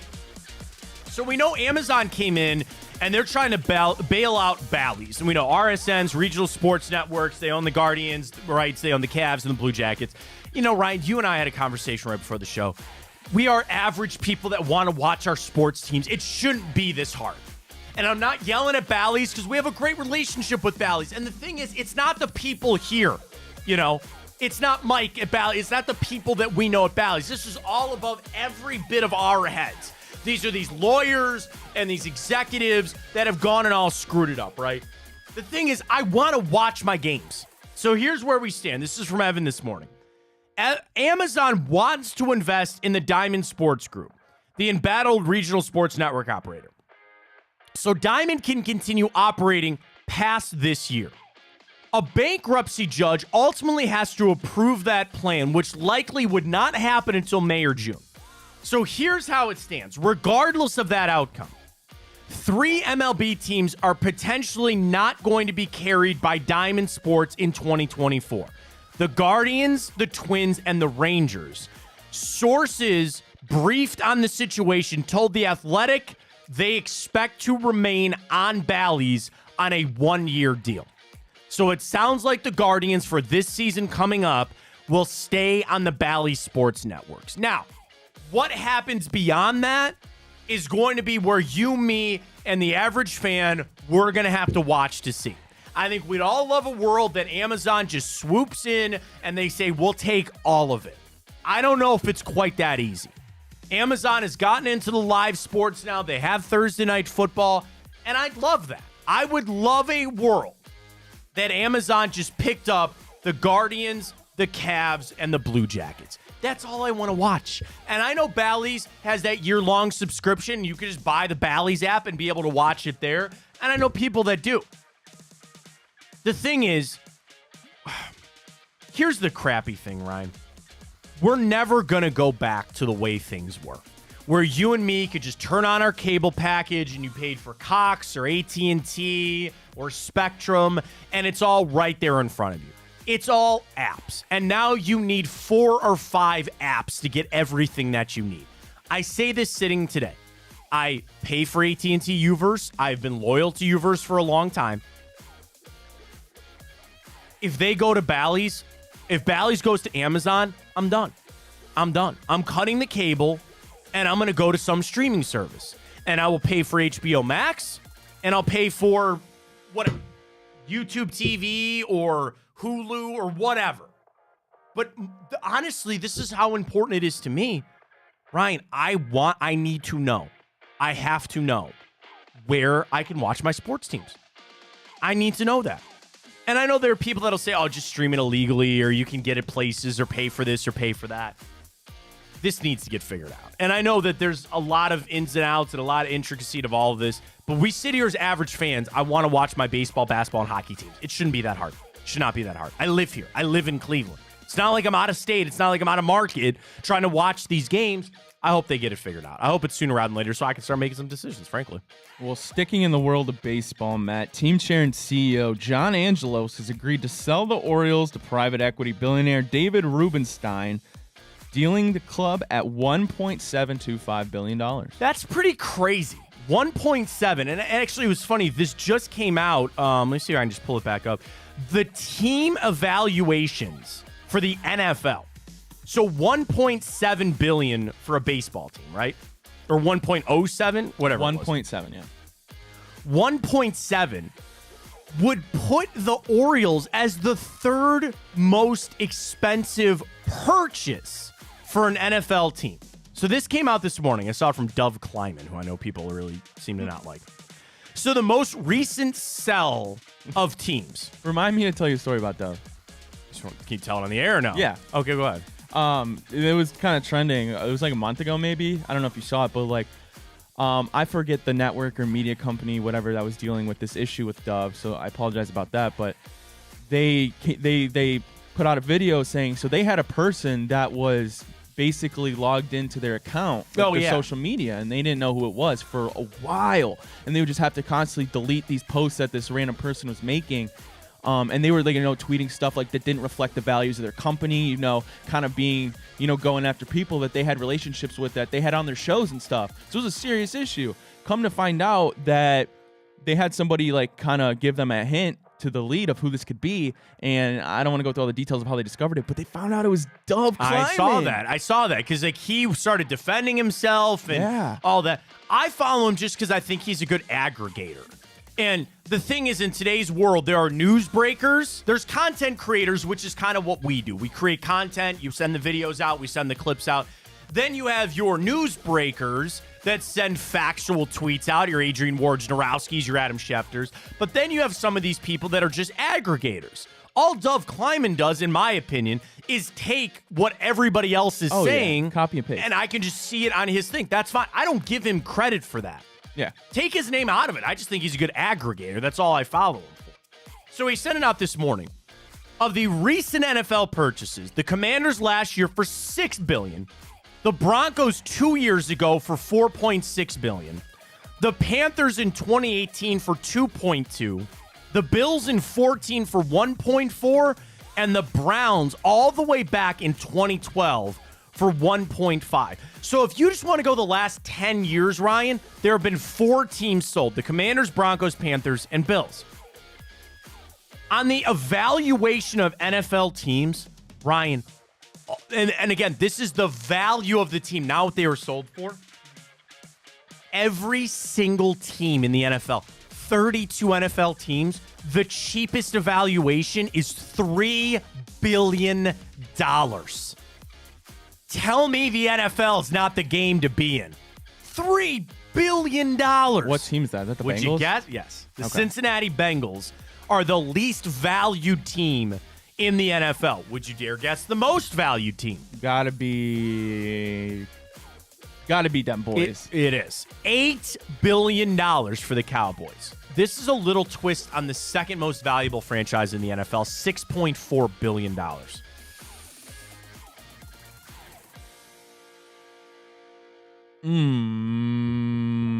Patriots? Yes! Ooh! Nice! Okay. Rams 6.2, Giants 6, Bears 5.8. The Browns' current valuation, $3.9 billion. So the Haslams bought them for $1 billion. They're worth almost $4 billion. Us and the Chargers are both 3.9. The Ravens are 3.9. Minnesota's 3.9. Pittsburgh and the Falcons are at 4. Packers 4.3. Dolphins 4.7.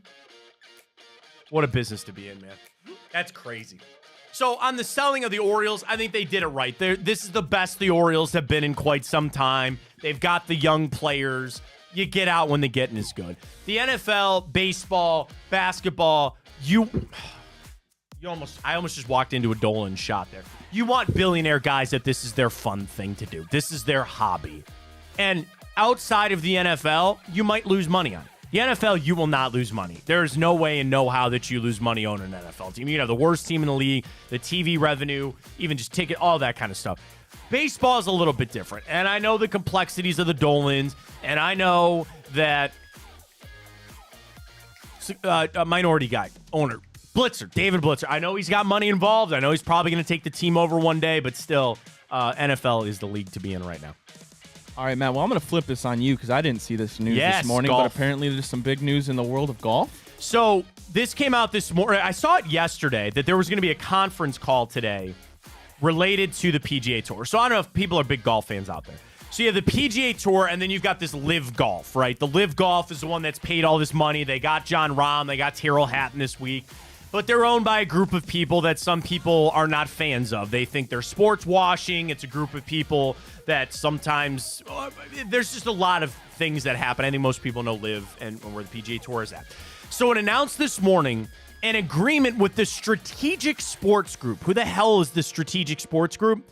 It's a bunch of billionaire owners. The guys who own the Red Sox, the guys that own the Brewers, Arthur Blank from the Falcons, Steve Cohen from the Mets, and Tom Ricketts, who owns the Cubs, amongst some other guys.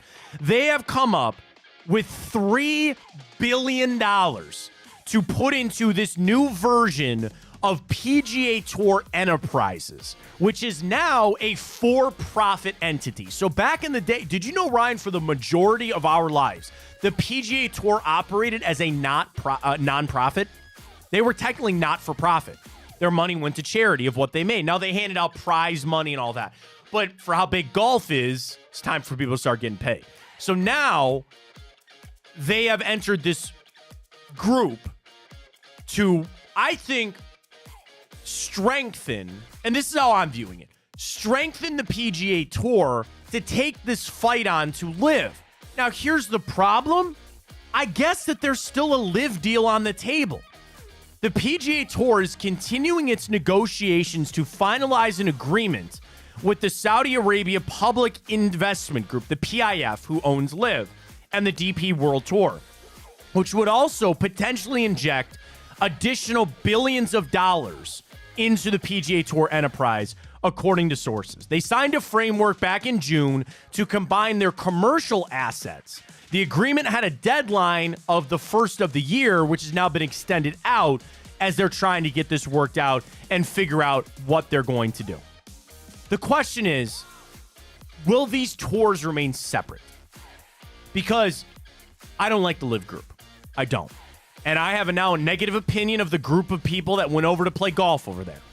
I like the PGA Tour. As a fan, I'm loyal to the PGA Tour. Are they going to operate separately? I don't know.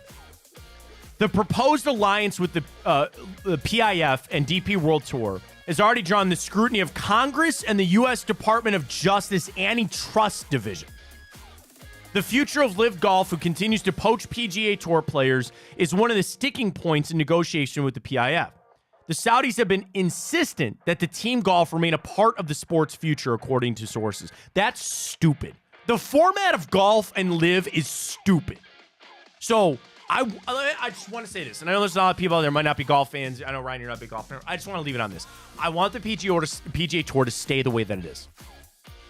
I want them to remain of who they are and what they're doing. I don't know if I'm going to get that. I wish I would. There's billions of dollars at play at this. Who knows? But I want the PGA Tour to stay the way that they are. I don't know how this changes things. We'll have to see kind of how it plays out from there. All right, good stuff, Ryan. And on our morning update, all the stories that you got to know, let's dive back into the Cavs as we gear up for their game tonight against the Pistons. But I want to bring up our... Sorry, there's Superman news out this morning. I just clicked on that. Oh, did you see the news about Kevin Conroy? Yeah, he recorded all those lines. I thought of you when I read that. Thank you very much. Kevin Conroy's my Batman. He unfortunately passed away last year, and he's recorded a bunch of lines for a bunch of Batman stuff coming up, so I love that very much. But our Twitter question, we posted this other one, which I think is interesting. Of which dynamic is more important for the Cavs moving forward? Garland and Mitchell or Mobley and Allen? Right now, 70-30 people say it's Garland, Mitchell over Mobley and Allen. Now, I said the same thing because I think the better version of the Cavs is when Garland and Mitchell can figure that out.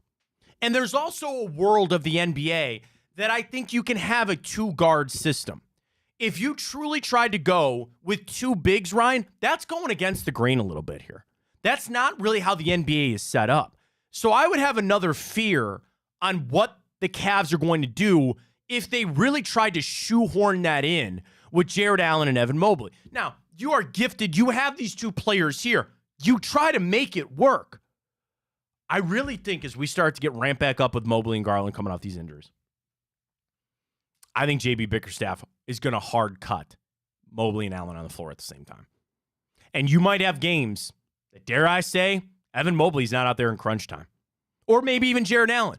And it's going to be on JB to ride the hot hand maybe. There could be guys that get into foul trouble. There's a lot. And game in and game out, you might not actually know who your lineup is late in games. That sounds like a scary statement, does it not? If I were to say that Garland and Mobley, I keep saying Garland, Mobley and Allen, like, you don't know how you're going to play it out the end of the game? You don't like that. I don't think anybody likes that, right? Well, you mentioned kind of back when we were just awaiting Mobley's return, letting him play off the bench. I'm very intrigued by that. Well, I mean, what if you did it with Darius?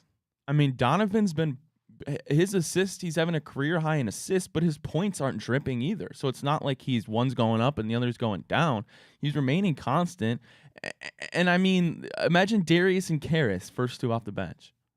I mean, I guess I kind of look at it from the standpoint. I mean, but you paid him. It's like, you did, but you also, I feel like Donovan and Darius can be on the floor at the same time. I mean, yeah, they could I'm be. starting to get conditioned that I don't think Jared and Evan could be on the floor at the same time.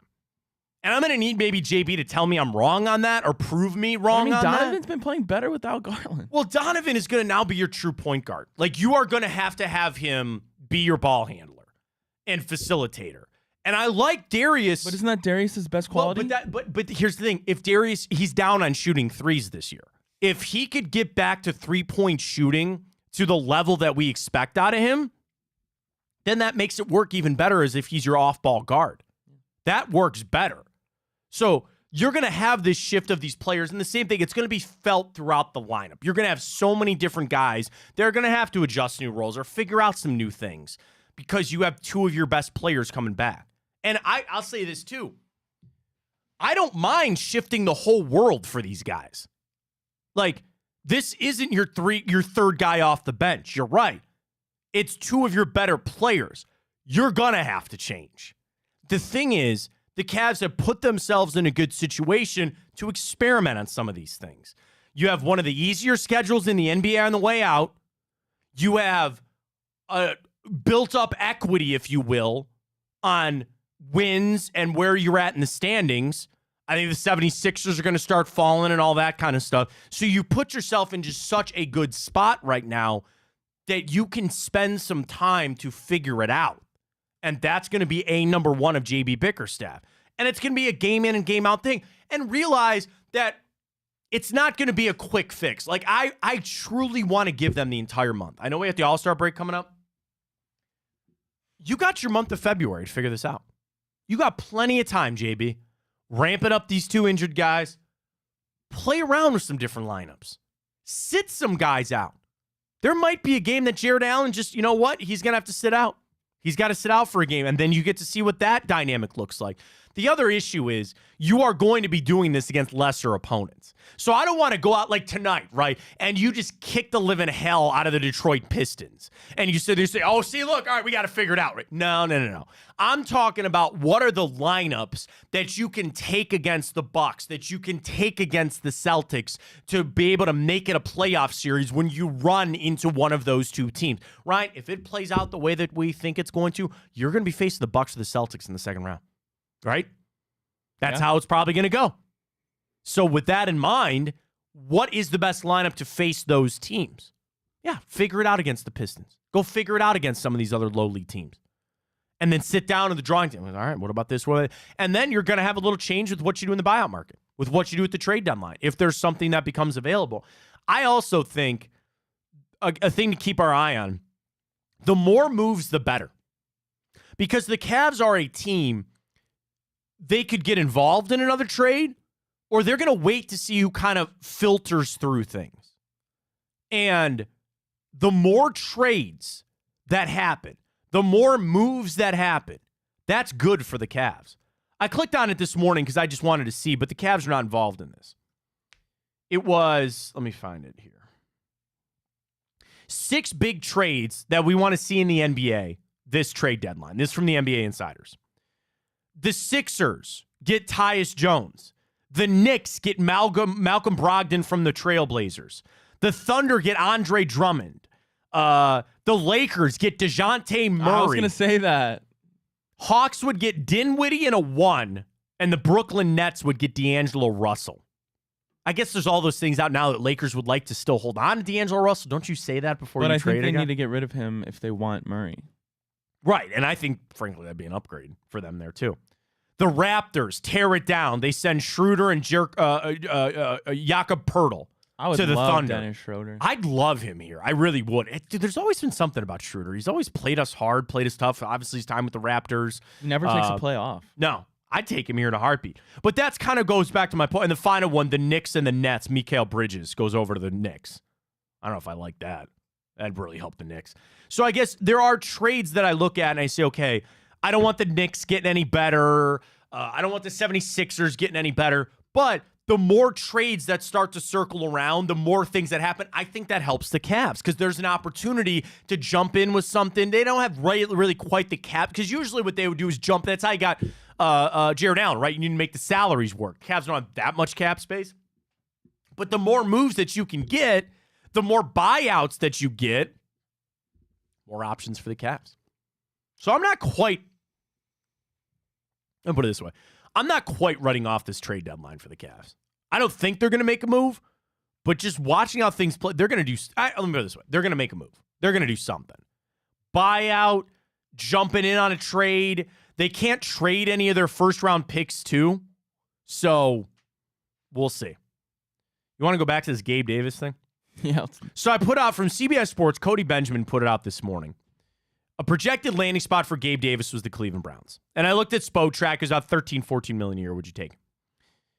Daniel, no. Tong on Twitter, I would take him as a 3. Kyle says, God, no. Kid on Twitter, hands of stone, always hurt. BK says no. Scott says for Wait. He said Gabe Davis always hurt? That's what he says. That is literally the quite opposite. Well, I mean, he got hurt this year, but yes, he's been pretty reliable from that standpoint. Scott, $14 million for what? Draft a guy in the second round? But our first one from CB on Twitter for around that price? No, but around 8 to 10? Sure. I don't think you're getting him for 8 to 10. Gabe Davis, since he's been in the league, 2020, 16 games, 2021, 16 games, 2022, 15 games, this year, 17 games. Yeah. He does not get hurt. Well, he got hurt in the playoffs. That's what I think people are. But you're right. That is not a true statement on Gabe Davis. Do you think it's overblown about I think I'm talking about the drop passes, right? The thing is, people gravitate towards that when they drop big passes. When you drop a big pass, you instantly get labeled as you have bad hands, even though sometimes you don't really, right? So I just want it on record. I would take Gabe Davis here for the right price. Even maybe at $13 million. Maybe even at $13 million. I would take Gabe Davis. I mean, yeah, it's an upgrade from Elijah. I'd take him over Odell. I'd take Gabe Davis or Odell. Yeah. People jumped on that yesterday about Odell. And it wasn't about me wanting Odell Beckham. It was the mold of Odell. And Gabe Davis is a bit of the mold of Odell Beckham. Something like that. A number 2 that could get me 700 yards for $12 million a year. Find me that. That's what I want. That's what I need this offseason. That's it. So if it's Gabe Davis, great. Somebody else, fine. Which is somebody like Odell Beckham, I think would do it. Cleveland HQ says there's better options, and Ryan says hell no. A lot of negativity on I don't Gabe say Davis. hell no.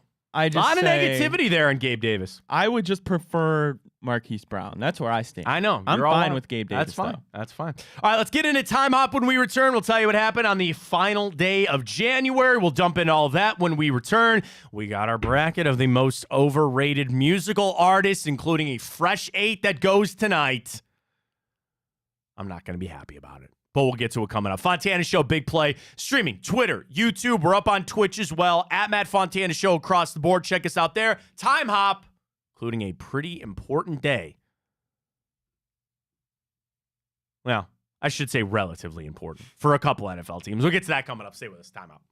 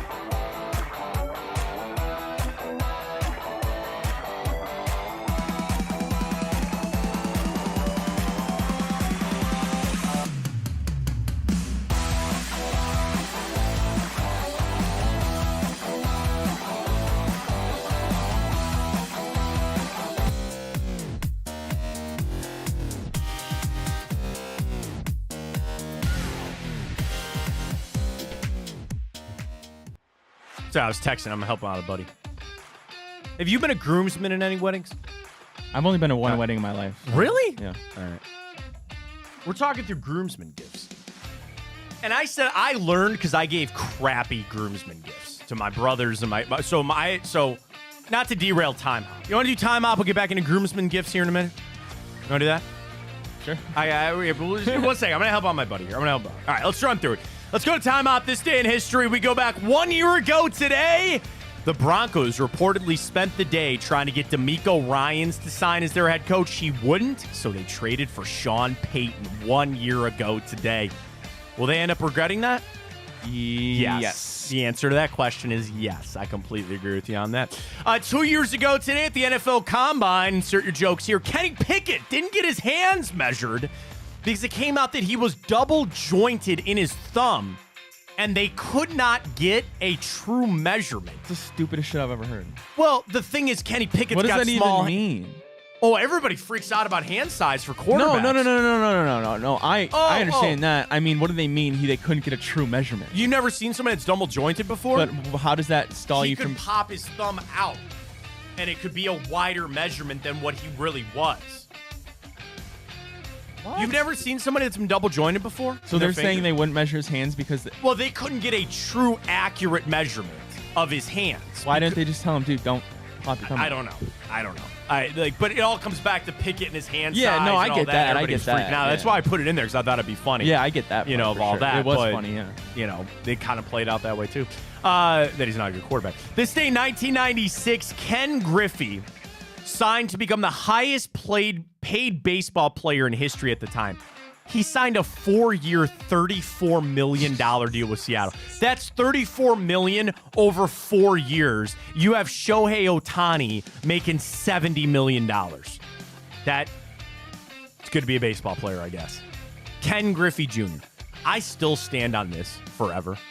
The fact that he was not a unanimous Hall of Famer, screw Jeter, screw even Mariano Rivera. Fine. The fact that the writers of the baseball writers of America in the Hall of Fame, the fact that Ken Griffey Jr. was not a unanimous Hall of Famer tells you a lot of things that's wrong with baseball. And I'll just leave it on that. This day, 1923, was the first ever Winter Olympics. Favorite Winter Olympic sport? Skiing, snowboarding, speed skating, curling. What, the luging? Luge is good. What's the steeplechase when they shoot the guns? You ever see that one? They're like cross-country skiing and then they got to shoot. No, I didn't know. You've never seen that? That's pretty cool. It's a lot of fun. I like the winter. I like the Summer Olympics more than I like the Winter Olympics. Yeah, me too. I think they're a lot more fun. We get to the Summer Olympics coming up this year. All right, I got 3 Super Bowls in history, including this day, 1999. Finally for John Elway. Denver beats Atlanta 34-19. Elway won the MVP, 336 yards and a touchdown. This day, 1993, Super Bowl 27. Dallas beat Buffalo 52-17. It was the Cowboys' record 7th appearance in the Super Bowl, their 3rd title, and that would be number 3 of Buffalo's 4 straight losses in the Super Bowl. This day, 1993. And this day, 1988, Super Bowl 22. Washington beats Denver 42-10. Doug Williams becomes the first African-American quarterback to start a Super Bowl and then was going on to win the MVP. This day, 1988. What a day of birthdays for baseball players. Jackie Robinson, Nolan Ryan, and Ernie Banks all celebrating birthdays today. You know one of my favorite factoids of all? Nolan Ryan never won the Cy Young. Wow. He had too many walks. For my greatest pitcher in baseball history. Well, according to Bruce Drennan, it's Sandy Koufax. Okay. I don't know. I want to say Nolan Ryan. I was a big Randy Johnson fan, too. Pedro Clemens with the roids. I mean, what are you going to do? My gut would probably say Nolan Ryan. I would say Nolan Ryan. He walked a lot of guys. He struck out a lot of guys, but some of his records are just gaudy. What about Fausto Carmona? Roberto Hernando Heredia or whatever it was? I think it was Roberto Hernandez. Yeah. Doug Peterson, former Brown Kennard Lang, Portia de Rossi of Arrested Development. I got to finish that. We never finished the last season. Is that Ellen's wife? Yeah. Ex-wife. Are they still Was together? there some trouble? I wouldn't don't want to know. be married to Ellen either. That's a shot.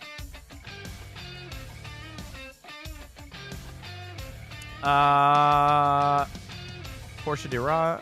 Oh no, I'm sorry. I'm sorry. Oh, are you projecting trouble in paradise? I'm sorry. I thought they did go through. You're gonna get sued by. I didn't mean. I'm very happy to say that they're still together. Okay. I hope that they're still together. That's great. Hollywood marriages never seem to work out. Yeah, they're still together. Good for them. Good for them. I'm happy for them. Portia de Ross is celebrating a birthday today. Jonathan Banks. Breaking Bad. He's Mike Ehrmantraut. Also Better Call Saul, which is great. Minnie Driver, who's so very, very attractive in Good Will Hunting. Cleveland's own Al Pulaski and Justin Timberlake. I got the tickets yesterday. Dude, I got texts from a couple of buddies. They go, what were they like? The seats. Who's Minnie Driver? You know what Minnie Driver is? Have you seen Good Will Hunting? Yeah, but it's... So she's the chick. Yeah. You want a bad, good movie? Go watch a movie called Hard Rain.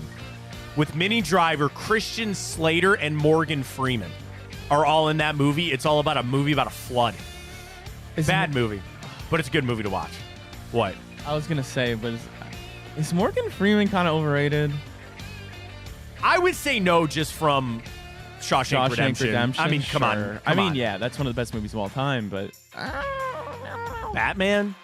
Lucius in the Batman series there? Yeah, I didn't really do it. I mean, for the me. voice. What did you think about I mean, yeah, it's all the voice. Bruce Almighty?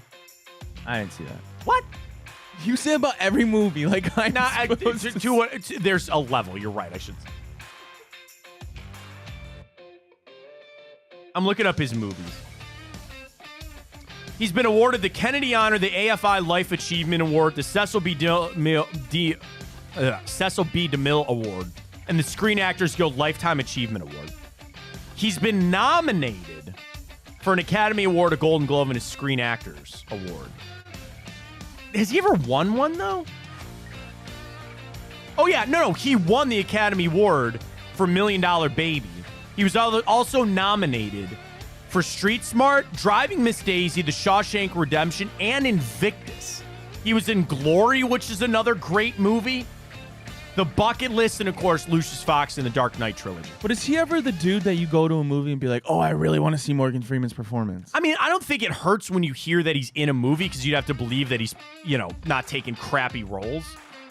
I will say, I guess here's what your point. I think the point you're trying to make, he's never the leading person. Yeah. He was second in Shawshank, a supporting actor in $1 Million Baby. I could listen to that, but I think I like Morgan Freeman. I think he's fine. Justin Timberlake, though, with the birthday today as well, celebrating. They just come to Cleveland. I got my tickets yesterday. I'm very excited about that. All right, before we get to the bracket, I got to help a buddy out. So one of my very, very, very good friends, one of my best friends, I'm in his wedding. It's literally in like 3 weeks. So he just texted, the group of groomsmen. And he said, would you guys be mad if I just gave you $50 as a groomsman gift? And I texted him on the side, and I said, listen, you got to give me something, And it's not, it could be $10. Oh, I didn't know that was a thing. Oh, yeah. I thought you meant you were getting him a gift. No. You're supposed to give your groomsmen gifts. So I have obviously gotten married. So my wedding party was my 4 brothers and my 2 brother-in-laws. And I fully admit that I gave them crappy, horrible gifts. Because When'd you get them? Like, I tried to go individual with all of them. So I got my brother-in-law, who's a golfer, I got him a personalized golf shoe bag. I got my other brother-in-law That's cool. a whiskey. It wasn't that nice, though. I admit it. I got my other brother a whiskey decanter. So you can pour whiskey in it. It has, initial on it. I try to get everybody something initialized. So my other brother really likes knives. I got him an engraved knife. I got my other brother a baseball, like all that kind of stuff. In reality, so I was in my brother-in-law. I've only been in 2 weddings in my life. The first one we were in college, was straight out of college. And the gift was, I think, cufflinks. Then my brother-in-law's wedding, his was the best. He gave us all the shoes that we wore in the wedding. And now I still have those shoes, and they're my nicest dress shoes. So I'm going through, and I'm trying to think, like, what are the best groomsmen? And now it's tough to ask because you've not been in a wedding before. Yeah. I like to personalize stuff because there's two schools of thought.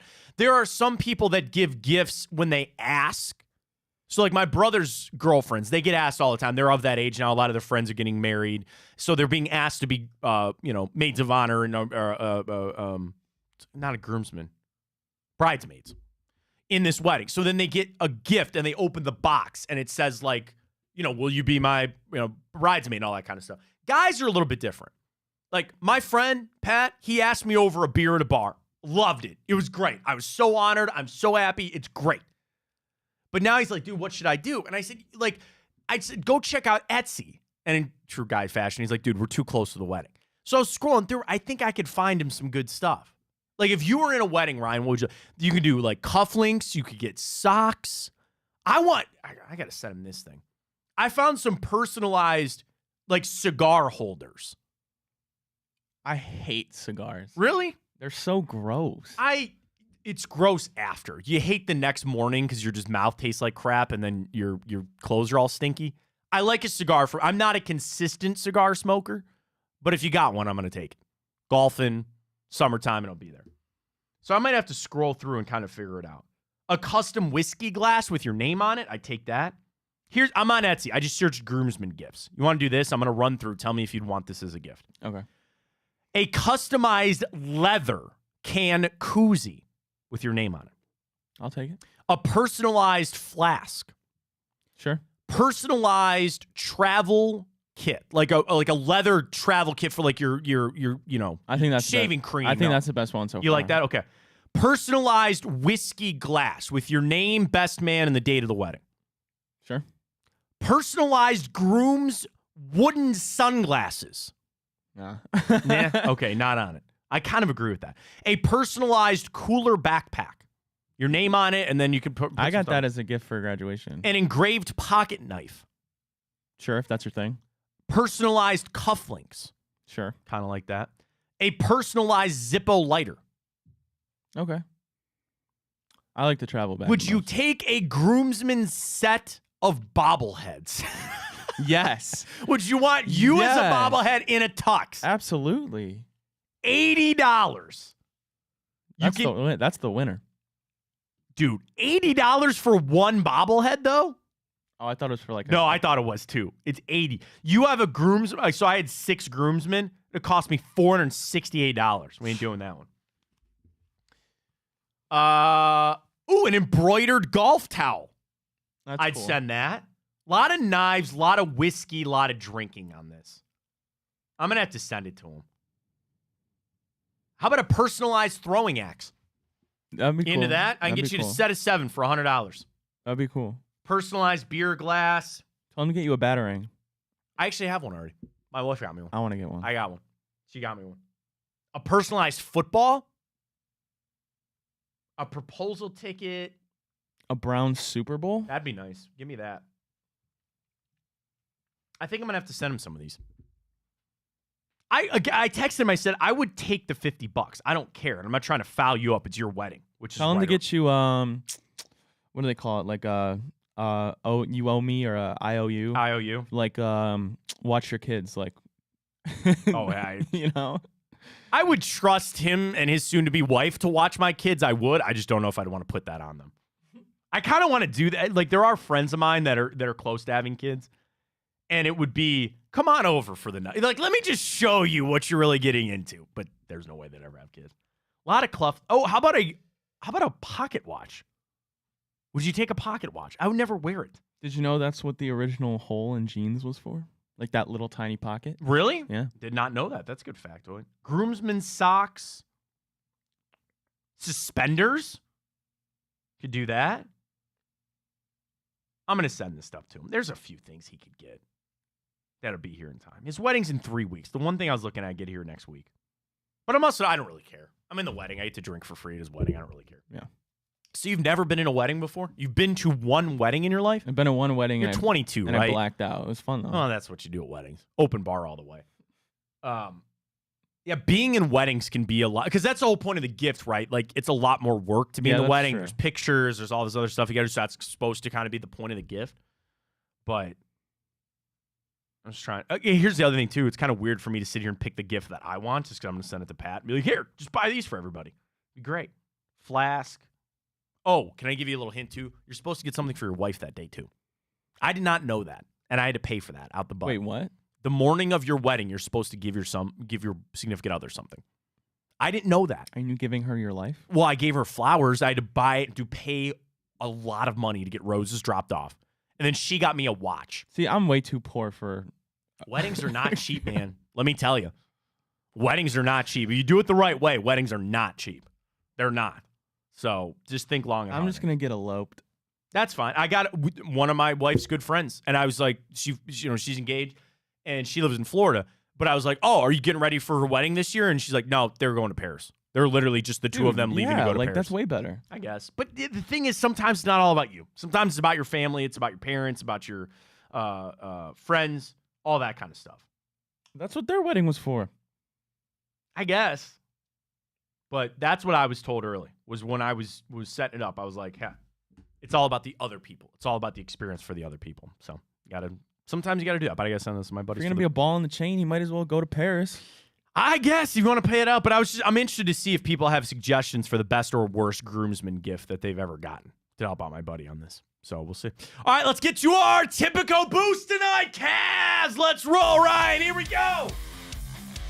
Get the Cavs typical boost, and you have all the money anyone wants to spend on the There gifts. you go. We got a three-legger tonight for the Cavs. They take on the Detroit Pistons. We need some Max Strus dimes. We need some points on the under and some rebounds for Jared Allen. Laid out to plus 475.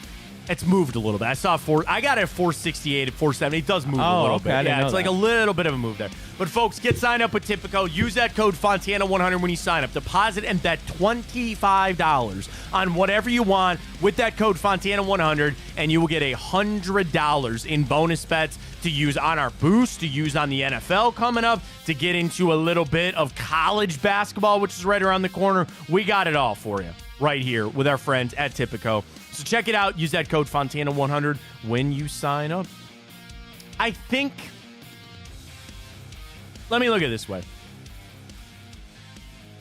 I think the Cavs will win tonight. I like Detroit to cover a little bit. You feeling that with me?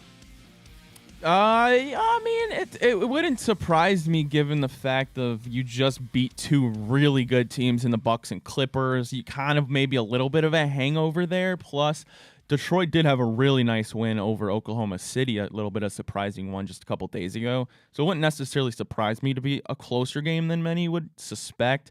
Given, I don't know, like, are they going to kind of get a nice lead, throw kind of ease Darius in, or is Jared Allen going to grab his 10th rebound and check out? Here's why I feel real good. I think the Pistons are lowly. I think they are a lowly basketball team. Now, they could try to grab some momentum, but they don't care. They don't care. And the thing is, the Cavs are in a good spot where they've been on this streak, which is great. And like Jared Allen with the double does, but there's no pressure on the Cavs either. It's not like you on this win streak or you've got all the eyes on you. Just play your game and get a win. But 12 is a lot. 12 is a lot. So then you think, like, we did just beat the Clippers by 10. I know. And that was a tough game, too. So I think there's no problem for me tonight saying the Cavs are going to win. Covering, I don't know. We'll see. But I like our boost again tonight, so get signed up with our friends at Tipico. Can you please knock on wood? There we go. You can do the brackets. I don't know. Alrighty, Group 1. The Beatles were voted the most overrated music group. That's proper. Group 2, also very proper. 311's moving on to the Final Four. They're probably the favorite now to win. That's bullcrap. That was rigged. And then the finals are going to get rigged because everybody just wants to jump on the ripping of me because I like 311. That's not true and proper. Bruce Springsteen is superiorly overrated compared to 311. I like Bruce. The whole thing is now rigged. It's ruined. Well, if the it's sanctity of these brackets. If it's rigged, then Taylor Swift will probably win. Because Group 3, Taylor Swift, Metallica, U2, and Coldplay. And Group 4, Billy Joel, Eric Clapton, Dave Matthews, and Beyonce. Dave Matthews should advance there. I don't know why Clapton got in this thing. I really don't. Taylor Swift probably won't win. You're right. No, I like. You're going to get just like this flow of people all of a sudden come out of the woodwork about 311. All the Swifties are going to get on this. You should tweet it at Taylor Swift when you do it. See if she picks that up. That'd be fun. Yeah. Have a little boost for our show here. Get all the Swifties going here. Oh my God. Wouldn't that be fun? Tweet it at Taylor Swift. See if she sees it. Okay. Even if you put Taylor Swift in the tweet, it'll get picked up by the AI thing. Yeah, true. Not that thing, the other thing. She's back to a searchable term now. We're playing there chess. on Twitter. Put it out. I would say Dave Matthews Band is it for me. Overall, Beatles is definitely overall for me. That's really it. But I'd vote. Dave Matthews, and again, it's like respectable for the fact that Dave Matthews Band has his own Sirius channel. Like, he's to the nth degree. U2, like, again, they're so big, they make so much money. I think there's only one way to vote to say that they would be overrated. Because the thing is, it's, again, why 311 Advance? I don't know. I'm talking about a musical standpoint. I'm talking about, do I listen to their music? Do I think they have good music? Not their standing in society, not how much money they make, not their serious channel. I don't really like Dave Matthews Band. I think Taylor Swift has some good songs. Sure. U2. Can you name all the 311 members?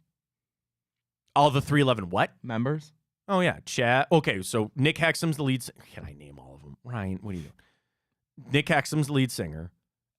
Doug S.A. Martinez is Turntable's backup vocalist. Tim Mahoney is lead guitarist. Aaron Peanut Wills is the bassist. And Chad Sexton's their drummer. Which one of them follows me on Twitter?